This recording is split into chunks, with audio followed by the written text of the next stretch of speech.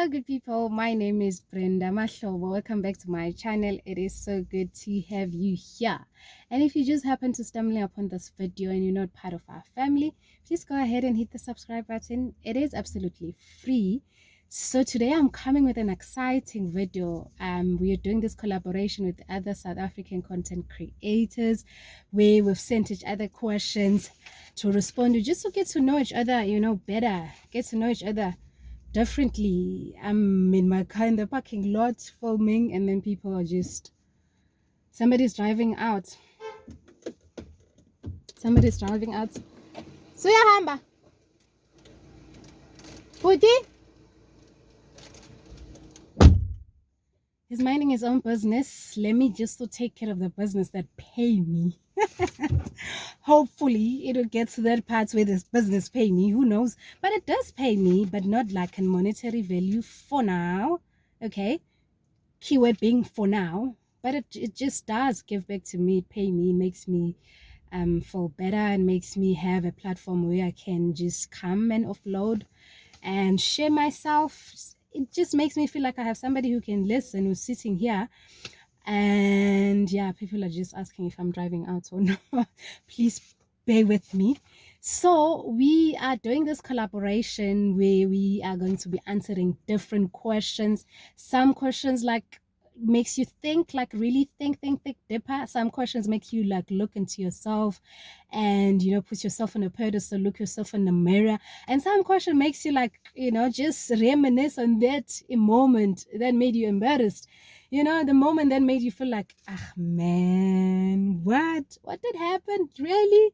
So without wasting time, I want you guys to meet these lovely ladies and a gentleman who are also taking part on this collaboration, that you guys can check out their channels and go ahead and like subscribe there, because they do drop some coolest content ever. Without wasting time, meet the other participants.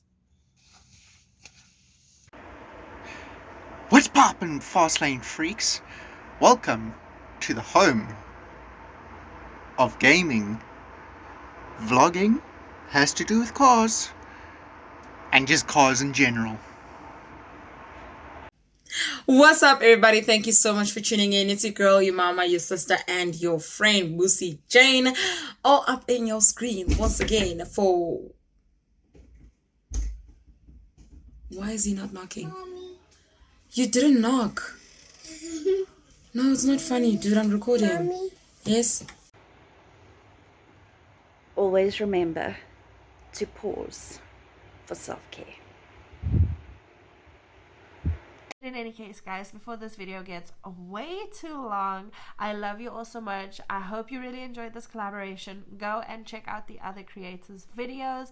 I will leave them all linked down below.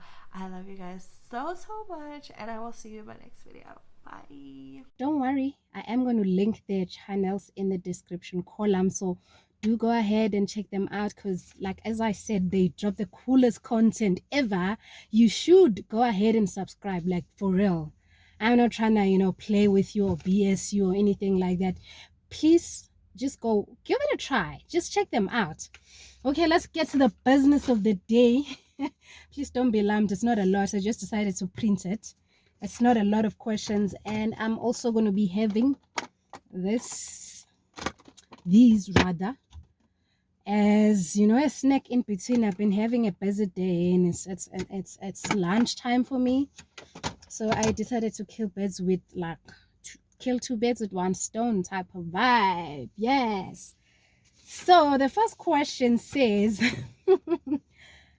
name an embarrassing moment that happened to you in public. I can't remember exactly like what year it was, but I think I was working at DUT. I was a Durban babe at that time. I stayed in Durban, Victoria Embankment.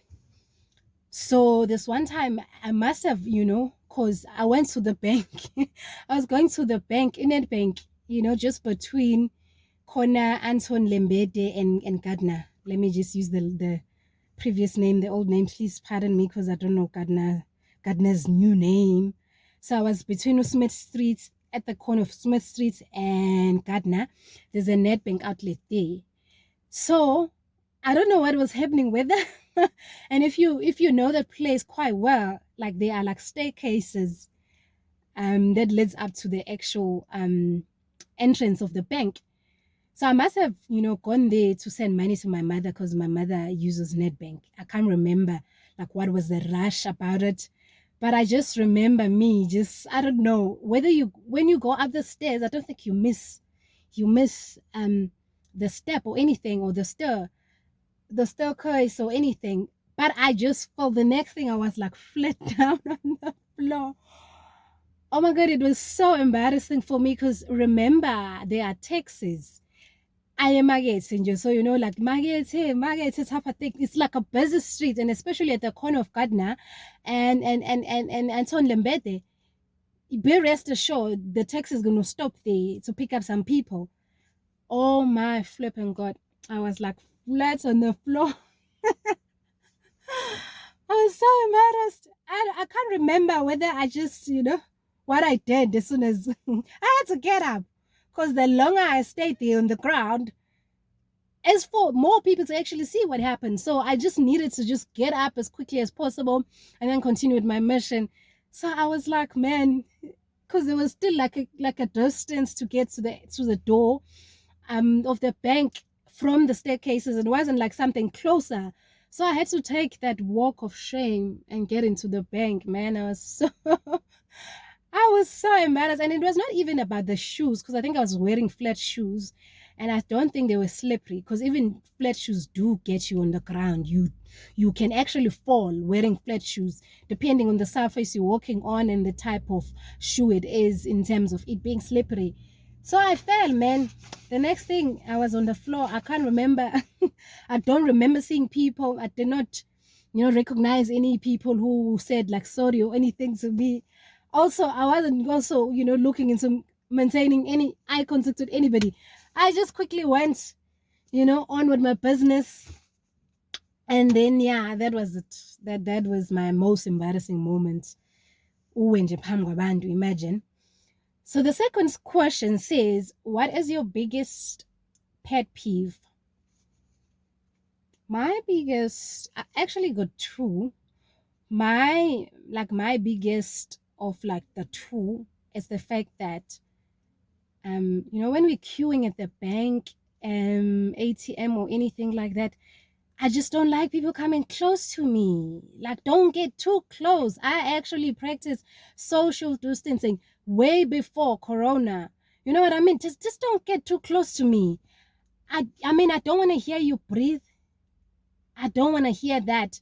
The kind of distance that I live between me and the person in front of me, I expect people to actually consider living the same distance. Because, when you keep moving with the line, sometimes I don't even move. I just stand still, trying to communicate with somebody who's like standing behind me to actually, just please don't get close to me. My second one is, oh my God, when we're driving uphill. I don't know which driving schools some people went to. If you're driving uphill, you press on your blessed accelerator. Why must you drive like at 40 and there's no car in front of you and we're climbing the hill? What are you trying to do? Must I change? I'm driving a manual, Must I change now to like gear number 1 or gear number 2? You press up until you get on top of that cliff or that mountain or whatever. And then you can continue with your driving slow business or anything like that. I don't know, man. I'm not, hundreds or 110% when it comes to driving. But I just know that some places, some roads, you approach differently. The steep hill, you press up until you get on top of the hill. And then you can continue driving slow if that's your kind of thing.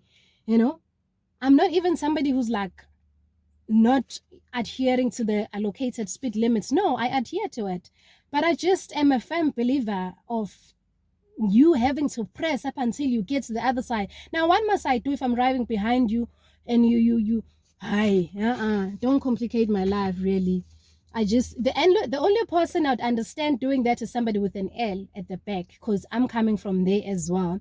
And some people were patient with me. But one thing I know for sure, in all my struggles, starts when I started driving, I've never had a problem of not knowing how to press harder to actually get on the other side. If it's a steep hill, you press. You flip and press until you get onto the other side. And then you can continue with whatever. If there's no car in front of you, don't compromise me driving like behind you. If there's no car in front of you, you press.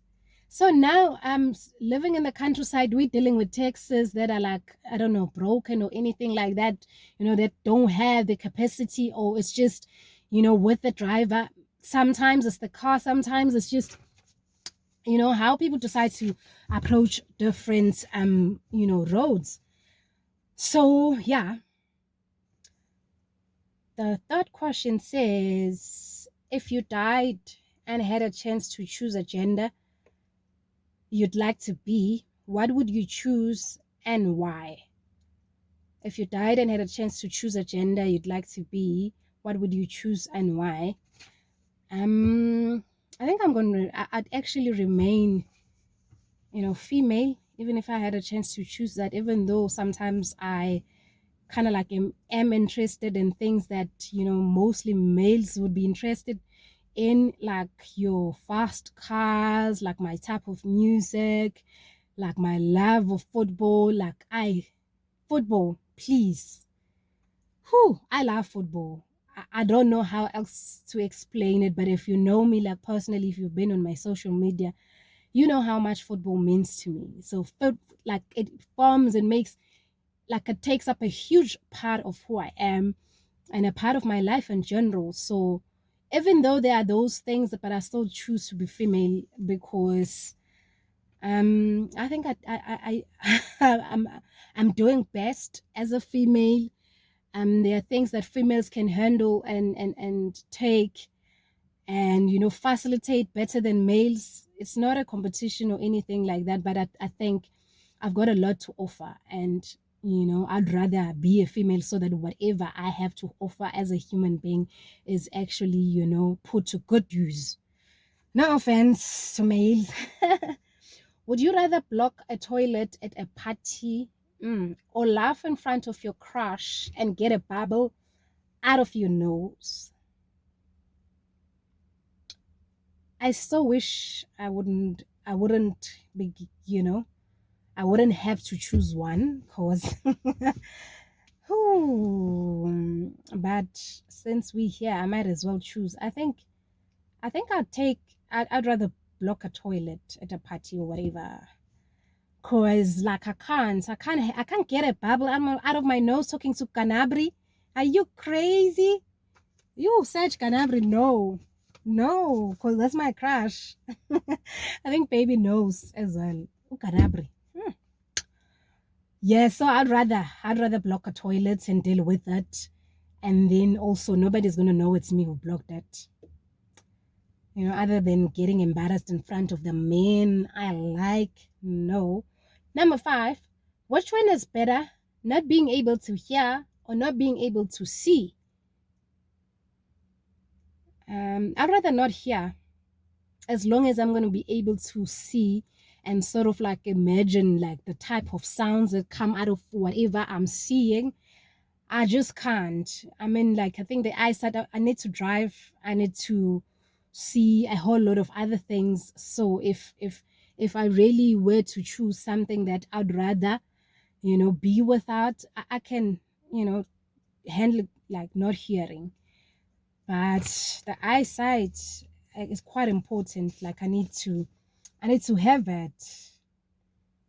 If you could go back and change anything in your past, what would it be?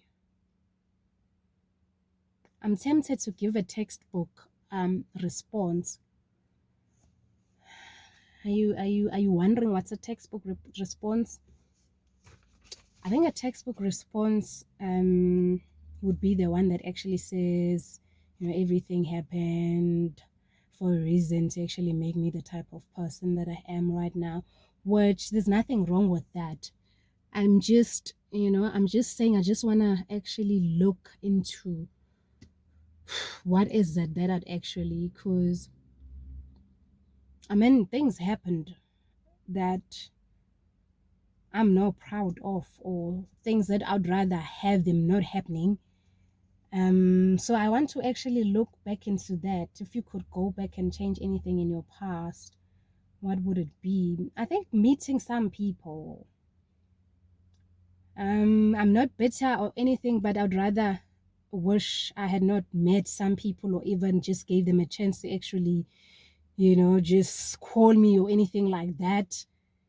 Like I have, I think, like one person in mind, and I think I'm still going to talk about the person I'm referring to. No, it was not even long for us to actually converse, and then I realized, you know what? If there's anything I'd actually change, it's that incident of meeting like this one person who's just, no, man. So I guess that's that. I'd actually change. I wouldn't actually change meeting them because I met them differently. I sort of like had to meet this person. I think I'd just actually change him calling me. Outside of that, I think we're still going to talk about that. I think I'd actually change that. I just wish we never had a conversation outside that setting that actually had us, that sort of like, forced us to be in like in one space. I just wish I never had any engagement about this person after that and outside of that space. Oh, okay. So now here's the question. What was your worst date you have ever been on? Now we're going to talk about this person. I'm not going to give the exact time frames because I don't want people to, in as much as I want to reference on that being a worst date and him, I don't want to give him traction or anything. And I also don't want to have him embarrassed or anything like that. If he comes across this video and he sees it, on his own, it's okay. It wasn't really a date. So I met this person through a course I attended.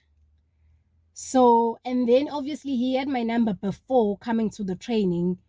And then, as soon as the training was over and things like that, I think I had just, okay, I'm not going to give this reference because I think it's going to be clear.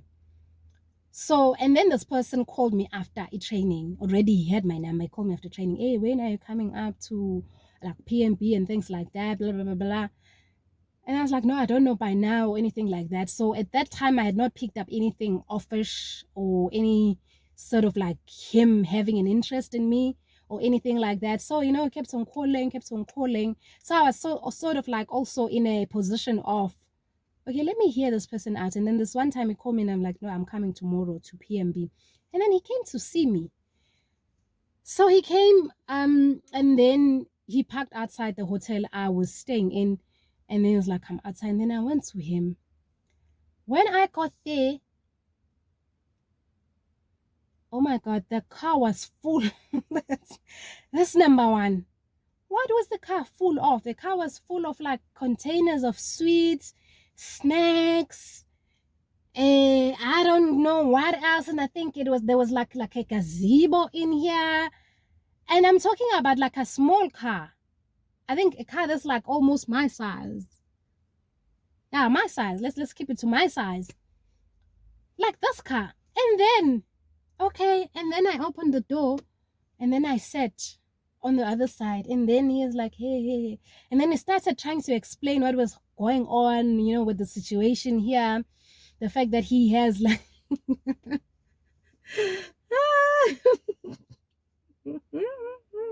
start of my life, he has like a tuck shop type of thing going. So this is a professional. As I'm saying, I met this person through a course or a training that I went to. Not the one you're thinking about. No, not the one I went to in Durban. Not that one.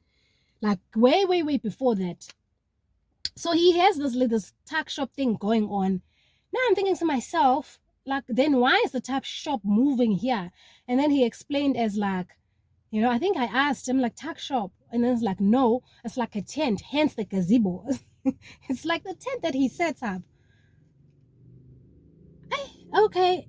And I'm not even saying this was the worst date. It wasn't even a date, like I'm saying. I was seeing him, but I sort of like knew that he kind of like is interested, in me. Now I just wanted him to actually say, how? I'm like, the next thing, the guy has like, what was it? Like alcohol. It was like I don't know whether it was Amstel, like a bottle of alcohol, just, elifake kulento ebambayo, like in a car. Oh, I looked at him. He's like dressed like nicely, but I could tell because he was like dirty in a way. I don't know what had happened. So he's drinking, and I'm asking myself, you're drinking and you're driving. Like, what is going on? I don't even know where he stayed, but I know he did not stay because like that hotel and the neighboring like establishments, like it's an industrial type of area. He's drinking, and then we're going on with the conversation. Hey, and then he's not just trying to recap like the training and things like that. Hey, you're smart. I saw the way you were responding to questions. Like I'm sitting here, I'm off, man. I'm feeling off. And then the next, upon conversation, it's like if I'm gonna judge him because he's a drunkard, said whatever, and then I laughed about it. Then the next thing, he lit up cigarette. Aye, man. I was like, no. I'm wearing my weave. I'm looking all kinds of. I'm like, what is going on? Why am I even here? And then he went home. That was just for me. And I'm not even judging him based on his hustle or anything. No, we all hustling, but it was just the audacity to actually smoke in front of me and just come to see me in that state. Like, what do you think of me? Like, what do you think of me? It's hot. I'm trying to air this car a little bit. So that was just like that was like the worst experience. Like, no, I'm not somebody who judge people based on their hustling and things like. Even this car. Can we discuss this car? The car he came to see me with. I don't want to sound like I'm into like I date guys with like nice cars or anything like that. No, that's not who I am. I don't look for what a guy has in terms of like possessions, material and things like that. No, but I know I just felt like no, ngeke phela. My ancestors have forsaken me. Why must I meet a person like this? And then where am I supposed to fit in his life? Like, what type of value is he supposed to add on my life? He's drinking. He's like, I know. That was my worst date experience, and it wasn't even a date. What is your go-to YouTube channel when you are relaxing? There's a channel, right? I don't know if you guys know Lydia Denga. When I said on my birthday wish list I wanted a drone, it's because I saw the drone coming to play in one of her videos. So if you've never seen anything from Lydia, please, my sister, my brother, I suggest you go check her channel out. Lydia is just amazing. How she looks, and how sometimes she just don't care. She just be, herself in her cornrows and not even paying attention and be going on holiday with her bae and things like that. And then I'd be like, I'd put so much effort and how I look like. But Lydia is just herself, that UK accent type of vibe. I just love Lydia so much. So if I'm relaxing and I don't have any video that, I want to watch or I'm supposed to watch or anything like that, I just go to her channel, and then she mostly does travels. Oh my God, there was a video that she uploaded during her vlogmas where they went to Scotland. The drone did the most there.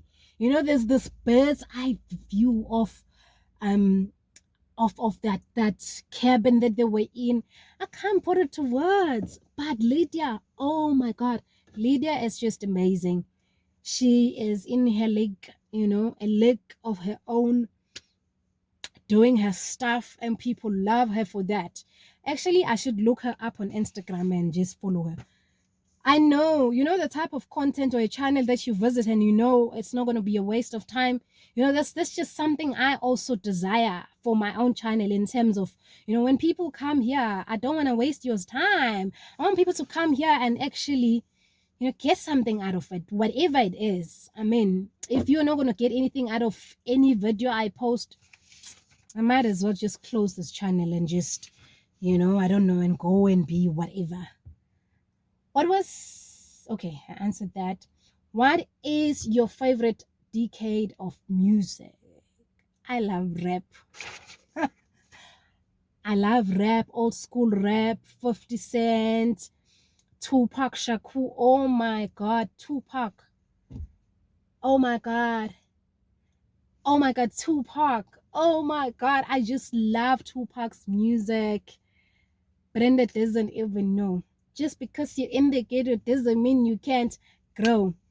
And then now it's all about Versace. You copying my style, 5 Sharps, Code, and Stop Me. It's different songs, but I'm just thinking of these songs on top of my head. I'm a self-made millionaire. Angazi pistol in the air. And then there's another one. Ding, ding. That's just the way it is. Things will never be the same. That's just the way it is. Oh yeah. Oh, it's time to fire back, like that's what Huey said. 2 shots in the dark now. Huey's dead. I got love for my brother. I don't know what to say. And then there's letter to my unborn child. I'm writing you a letter. This is to my unborn child. I don't want to sing parts. Dear Lord, can you hear me? Tell me what to say to my unborn seed. In case I pass away, will my child get to feel love? Oh, we all just cast to the street thugs. Living my life on the fast lane, what could be worse? And then there's this one, until the end of time. Until the end of time, there's like these lines that I like. Until the end of time. I don't know. And then I like a Mexican. He's next of kin. No remorse. It was meant to happen. Besides scrapping, the only thing I got good is whatever. I just can't think of anything more from the top of my head, but that's just, I religiously love Tupac's music. You know, there's just something that it does to me. I sort of like also just go into that music just to relax and unwind. And if I want to be, I feel like sometimes I'm the generation that Tupac spoke about in one of his interviews. I watch interviews of him. I collect pictures of him. I've listened to almost like half of his songs. I'm very careful to actually say all of the songs, because even now, pictures of him still pop up. Pictures I've never seen. And I'm like, as a collector, there are pictures of Tupac I've never seen. That's like how much content he has out there. That's crazy. I'm not going to say all his songs. I'm just going to say like at least almost half his songs. Like I keep his songs in I've got songs in my phone that I play when I want to tap into that mood, man. You know, that different kind of space. That space that tells me I'm the bad bee type of thing. That space that tells me I can do anything I want to do. You know, it keeps me in that level. You know, it makes me, it just give me that drive, that edge of actually, you know, feeling like I can take on anything. You know, I am the generation that Tupac spoke about when he says, I think in the interview I ends at 95 or 94, somewhere around there, and then I tap into 50 Cent. I want to find the things in my life, so I hustle. You know those Facebook questions that sometimes pop up, and then they say if there's a song that describes you, and then I was like, for the longest time thinking like I can't put myself or aspects of my life like in one song, but then this song just explained like me, you know, in terms of the kind of drive that I have in terms of I want the finer things in my life, so I hustle. That's just me. I want the finer things in my life, so I hustle. Nigga, don't get in my way when I'm trying to get money. I will, you know what I mean? So that's just me. I'm getting all kinds of excited and I'm feeling good. What is usually your first reaction when someone you care about is upset? And what would you do to comfort them? It depends who it is and who and what made them upset. When it comes to my sister, okay, when my sister is upset because of the people in her work and things like that, the first thing that I want to do is to actually go there and tell them where to get off. Because, you know, my sister is sort of like the youngest amongst that staff. You know, she works in this like big school with like a huge enrollment, like with the personnel of like close to 40, like in one school. And then they sort of like dump everything to her. They give her like a huge workload just because, you know, she's the type of person she is. Sometimes she, you know, she just, you know, she does not like trouble, you know, and things like that. And then I feel like, hey, I need to step in. They need to know. Also, they can't just do anyhow. You're going to keep quiet about it. So that's like my first reaction when it comes to myself. When it comes to my mother, hell is going to break loose. Like, you don't touch my family type of thing. I don't want to sound like, oh my God. People are going to come across this video, and then people who don't know me, and then they'll just trying to get a type of impression out of this, and then they're going to think like I'm a crazy person. No. No, but that's just like my type of reaction. You don't mess with my mom. No, you don't.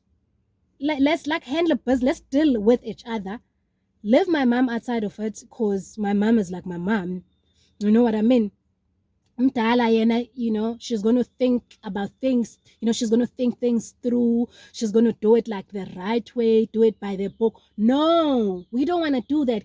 Come to me. Let's have a conversation. Okay, deal with me. And then let's have a conversation about it. And then we're going to do it right some other time. My mother's going to take a different approach. No. I actually want to drive, you know, around the place when I had something, whatever, anything small to my mother. My mother is not like that, please. My mother is not like that. You just don't play with my mother. You don't cross that line. You're making my mother upset. Huh? Who are you? You're making my mom upset. No, let's deal with each other. Leave my mother out of it. Let's have a conversation with each other. And then let's handle some business, because, I mean, you're starting it. No, leave my mother out of it. And then when it's my baby, when it's my partner, it depends if I'm not the one who made him upset. If it's him, just because like we'll stay far from each other, like I don't want anything about him as well. You know, the same way I feel about my family, but we've just never had an incident where he's like upset like that, upset most of the time. You know, he's a good person, man. He's just somebody who think things through like nicely, would do things, you know. He's the person who actually calms me down. So actually you know, so but then I think the reaction would be the same. But you don't play with my sister like that. Gizozwa, and you will have me to deal with. You may think like I'm not scary or anything like that, but you will have me to deal with. There are people I know that when I met them in town, I know exactly how I'm going to approach them. But we're going to have a conversation. Whether we have a conversation like a polite manner type of thing, no. But at the end of the day, conversations are going to be had. We're going to have conversations, okay?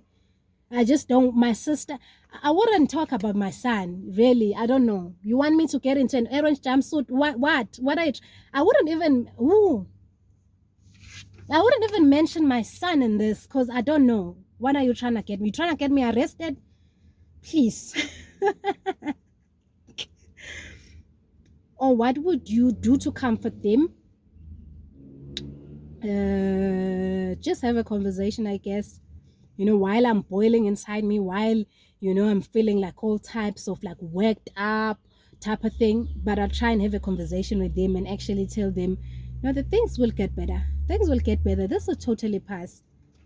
But be rest assured, when I see you, you need to run. I'm joking. If you wanted to upgrade your car, what would you add? Oh, nice question. I'd actually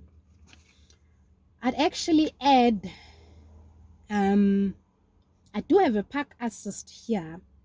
I must show you. No, I'm not going to show you because now I'll have to take it back.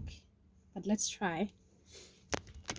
I had grapes and I've not even taken anyone. Can you see what I have here? That's off. You can't see. I don't know if you can even see. So I'd actually add that and have my car park itself, like literally.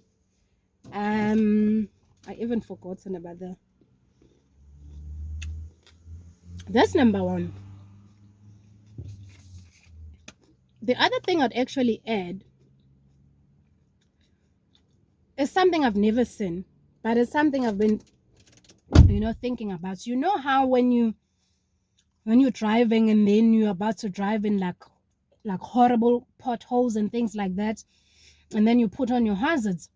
No. When you're driving in the countryside and then there's like livestock, goats or cows, and you put your hazards on? No. Now my thinking is, let's have a system in a car that is going to display there at the back, that's going to like show visuals, other than me pressing hazards for everything hazards. If there's a technical fault in my car, hazards. No, let's break it down. Let's have like a system that is going to be like a TV type of thing that is going to display at the back. If I'm about to hit the potholes, and then I press that thing on the potholes, and then it just show you like the visual, the images of the pothole, so that somebody who's driving behind me knows exactly what I'm about, to drive through in. If they're like goats and cows, anything livestock, and then I put it on, and then it shows you like, it flicks like your goats and a cow type of thing all together, you know what I mean? It doesn't necessarily have like one button for like cows and the other for like goats. And then if like there are children, like school children, like playing, or like children not even like at school or anything, playing, and then I'm gonna press that thing, and then it's gonna flick like, children, hey, watch out, children. If I'm sick or anything, and then I have that I'm really, really sick, I can't even drive, and then it's gonna show somebody like hugging, the tummy, things like that, and it's gonna flick. And then I know one might say, but how do you maintain that? What does that mean? You can't park in the sunlight, you can't expose that part in the sunlight. I believe for everything there can be a mitigation. There can be something else, that can be included there to actually prevent it from being damaged from sunlight and things like that. So that's like, I'm in 2035 in terms of how I want to drive. That's what I want in my car. In terms of its parking itself, I just want to sit like this. There are cars like that. I know, like Mercedes-Benz C-Class, like the recent model does that, and I think other models as well. I don't think that's like an impossible thing to actually have whilst driving or anything like that. But that I want with all my heart. Like, I want to have that. I just want somebody who's driving behind me to actually understand exactly what I'm going through, not just press hazard for almost everything. No. So that's just like the kind of car I want to drive. I'm ready in 2035. What could you do to your car to make it safer? What could I do to my car to make it safer? I'd actually have an electric car. I'd actually totally rather be driving an electrically charged type of car, so that I don't have to put in gas. Because the minute, you may get into a collision or anything like that, and then flames, God forbid, I'm just saying. But I'd rather have, I think my car can be safer if it's an electrically charged type of car. Charge it overnight. I don't know, with the load shedding. I live in South Africa. Man, I don't know. Does that mean I wouldn't have to go to work the next day because I did not charge my car? I don't know. Power bank maybe, just to charge my car. I'd actually have it be electrically powered and not have this chemical called petrol. So if you were part of a team building a house, what role would you play and when? This is actually my question. This is actually a question I asked. You know how in building J in general, people would actually tell you you need to get the foundation correct in terms of measurements or anything. I think I'd actually literally be the one who's doing the foundation. Yes, I can get the help here and there with anything that's like heavy to lift, with the wheelbarrows and things like that. But I think I can put the foundation together, obviously with the consultation, you know, to somebody who's going to do a roof, because that basically means, but you can't get it right with the roofing if the foundation is not properly done. So I'd actually do the foundation just to ensure that, you know, the entire structure is good. You know, I'm the type of a person who believes in like continuity in the type of work that I may be involved in, whether here at work or wherever. Continuity is very important. I need to do my part so good, so well, such that any other person who's going to follow or take over from me in doing the same task will not have problems. Proper handover. Hence, I'm saying I'll actually be in consultation with somebody who's going to do the roof to actually say, okay, if the math is looking like this, and then Tina, we want to put the roof that's going to look like this, what does that mean for the foundation that I'm going to do? You know, just understanding that the whole is more important than the sum of its parts. I believe I'm a good team player in terms of understanding it is no longer about me. Now, when I'm done with the foundation, then what? There's still other aspects of building a house that are still going to come through.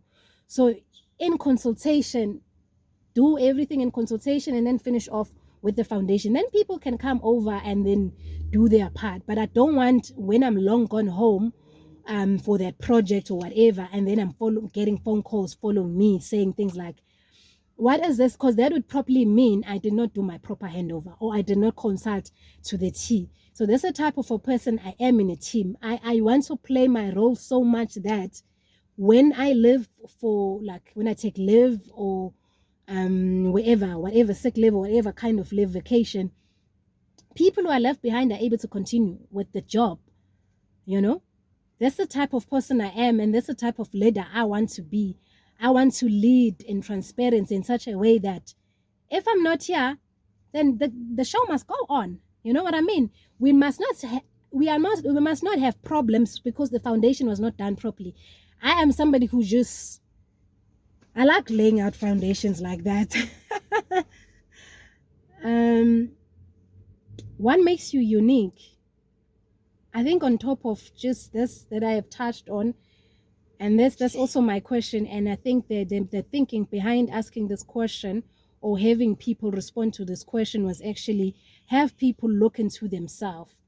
You know, often at times we are easy to tell the other person, this is my observation of you, this is how you look like, this is what makes you stand out, you know, type of thing. So I just wanted people to actually look into themselves, or just have another person, if you have another person that you actually filming, you know, this with, and you have that other person say these things about you. And I think, like, you know, it's something that makes you feel good. What makes me unique?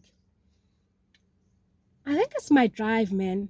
It's the kind of drive I have in life that actually, you know, overlaps in everything that I sort of do in terms of like how I do my job. I'm in no way a perfect employee or anything like that. But if I put my mind into it, if we're doing something, I'm there. If I am sold out kuleyo idea, even if it's not me who's initiated it, I'm going to drive it with so much energy, with so much willingness to have things work together. You know, that like this past summit, I think I'm good at like organizing my organizational skills or organizing skills.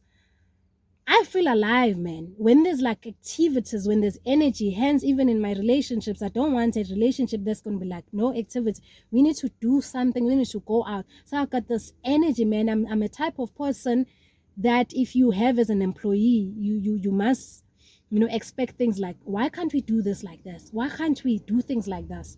You know, when I worked for DUT, there was a time where I wanted to implement this program.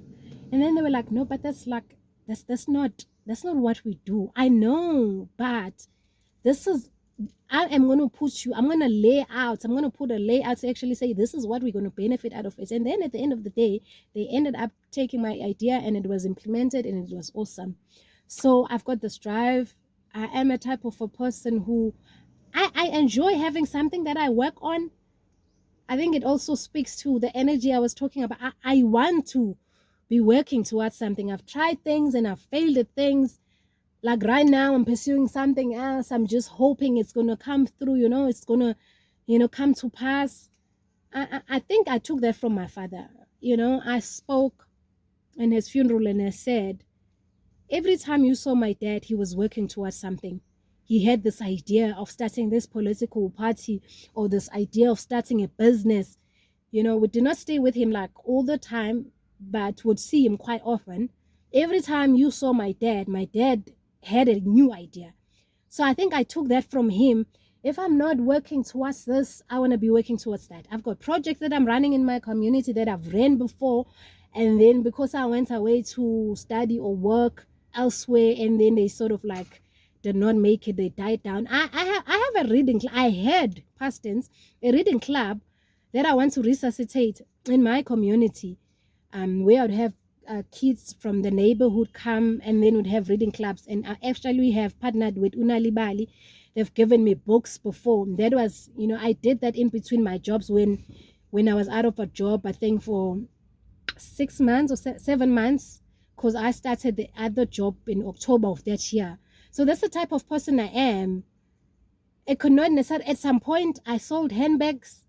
So I had that business going on and it was flourishing. And then I moved again, and then it sort of like died down. At some point, I wanted to get them like, exported directly from China and not buy from the people who also buy from China and things like that. I've had another business. What was the other business? I'm just that person. I think that makes me unique. I keep trying at things. I know how rejection feels like in terms of wanting that job and not getting it. At some point, not long ago, I wanted to go to Spain.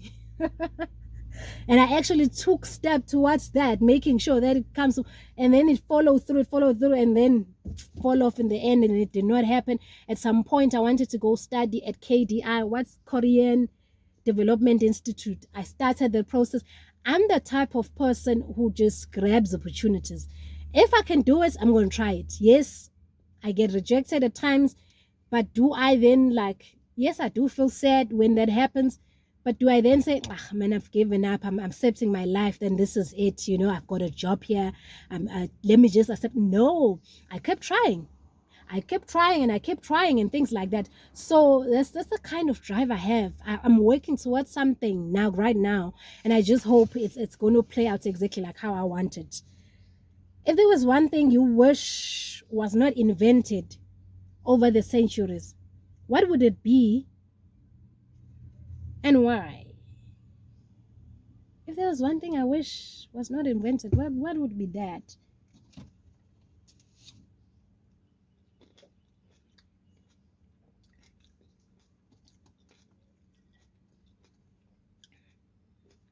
I can't think of anything.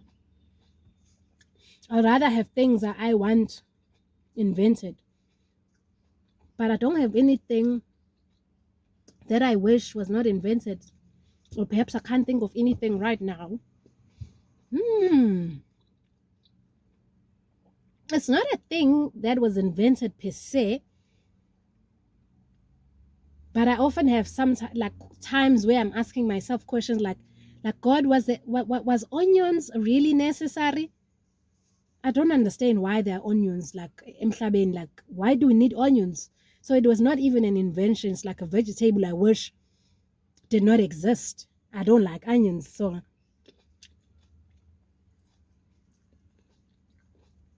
what motivates you to keep waking up every morning and do what you do? I think this is a good question, man. It's a beautiful question. Number one, hunger. And being in a position of not being able to afford things. And number one, feeding into the vision. This vision that wants to keep on doing things. that wants to, you know, work on things, that the vision that has like reading clubs here, the type of vision that has me have a video that says how to fill out a news at A3 form, the type of vision that has me come to the space and share what are the things that you can do when you're preparing for a job interview, the type of vision that says there's bread enough for all of us to eat. We all need to eat. We all need to just partake in this bread. How can we equip ourselves? You know, how can I pass on the type of knowledge that I have, and because of the exposure that I currently have, how can I make the other person's life better? That's what keeps me waking up in the morning, and the thought of not being able to assist anybody who's close to me, who needs this, who needs that. I can't have that. Hunger as a whole, I can't go hungry. But there's just this desire of driving change in my society, in my community. Hence, I entered Big Brother Mzansi. That snippet of what I was saying in that video is actually what I live. It's who I am in terms of, man, I want at some point, I was running sessions in Durban on you know, unpacking our constitution. That's just me. I believe in leadership. I just believe in making sure people are educated in whatever aspect that is necessary at that time. We are approaching human rights a month. Why not have a session in your community where you go through like rights and responsibility and you discuss that, and then people are quite aware, you impact, you're giving. That's just who I am. That's what kept me waking up. And then on top of that, I'm a mom. I had this cute boy who did not ask to be here, and then I just pray to God, which I'm going to be able to give him the type of life that he deserves. You know, I just pray to God that he keeps me doing the things that I want to do. He keeps me giving this drive of wanting to reinvent myself. I'm an entrepreneur. There's something called Lemon Leadership Traits. It's like a test, a psychometric type of test that you respond to, and then it gives you results at the end of the day. It's like a strength finder of some sort. I remember myself to be an entrepreneur. What that basically means is that I'm somebody who sees opportunities in turmoil, in mayhem, in whatever. I am somebody who's going to say, how can we make this work for us in our advantage or type of thing? Not in a perspective of wanting to be a monopolist or anything like that, but how can I see a positive out of that? I've had things in my life kicking my butt countless times, but because I think I have that sense of being an entrepreneur when it comes to Lemon Leadership Traits, somebody who sees an opportunity, I keep running with things. I get motivated. I get sad if I don't get things, but I keep trying again.